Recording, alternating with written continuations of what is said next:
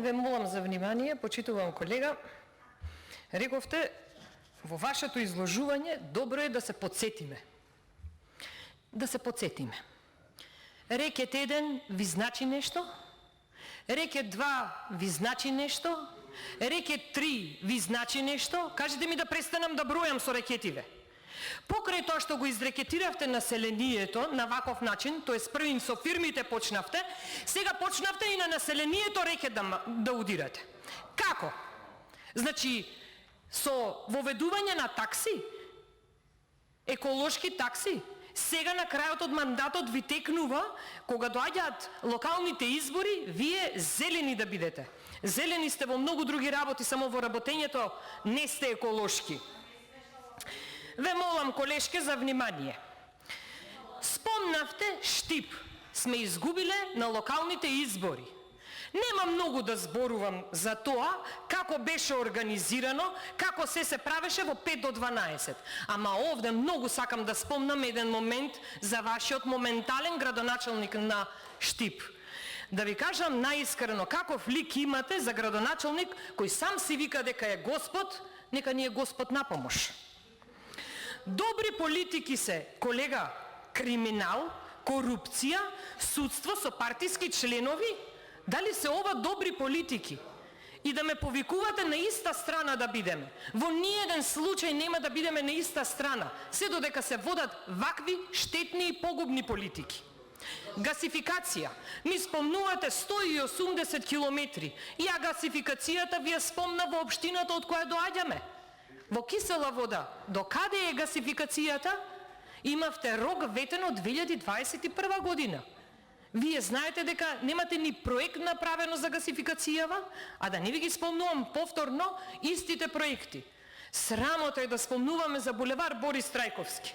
Толку многу народ на пресконференција позади Петре Шилегов се собра, сите по една лопата да фатеа, ќе направеа многу повеќе отколку оние 2 багери за 20 минути што ги ангажиравте, па заборавивте да си ги соберете. Останаа багери не такат, седат 2 недели.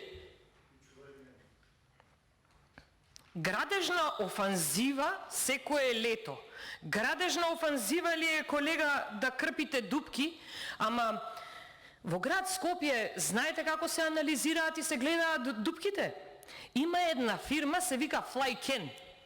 И тие ги ангажираат, летаат дронови. И кога летаат дроновиве, анализираат каде има дупки. Фирмава Flyken позната е по корупција и е многу близок соработник, собственикот на Министерката за образование и наука. Сега кога сме кај образованиево и наукава, ме обвинувате дека блокираме комисија. Слушнете ме, ве молам, како вие ширите лажни вести и невистини. Вие сте мајстори за ширење на лажни вести и невистини. Блокираме комисија. Па таа комисија не работи како што треба. На 5 февруари ние имавме во ова собрание јавна расправа.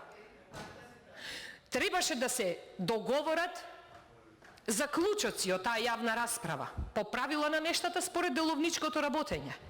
Зошто тие заклучоци не поминуваат? Зошто тие заклучоци не се изгласуваат? Заради тоа што не ви одговара, бидејќи Министерството за образование и наука, посебно министерката, која ја немаме видено на комисиска расправа, исто како министерот за финансии, што не можеме да го видиме овде, нив ги нема да дојдат. Дека е многу битно, според нив, собранието. И друго нешто, каква е вашата загриженост околу наставниците кои се на определено да бидат трансформирани на неопределено? Во ова собрание, почитувана јавност, во најголем процент законите се носат по скратена постапка. Да имавте малку загриженост, ќе го направевте и овој закон да биде по скратена постапка, а не предизборно го пуштивте по редовна постапка и толку многу загрижено се гледа дека работите.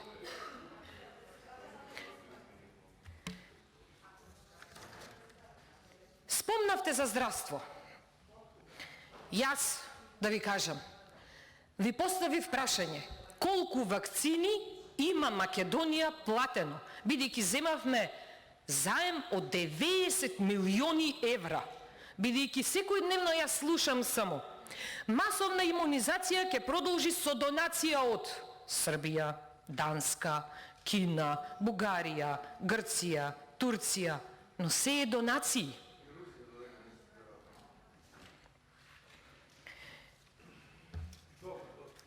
Ви благодарам за вниманието. Ви благодарам јас на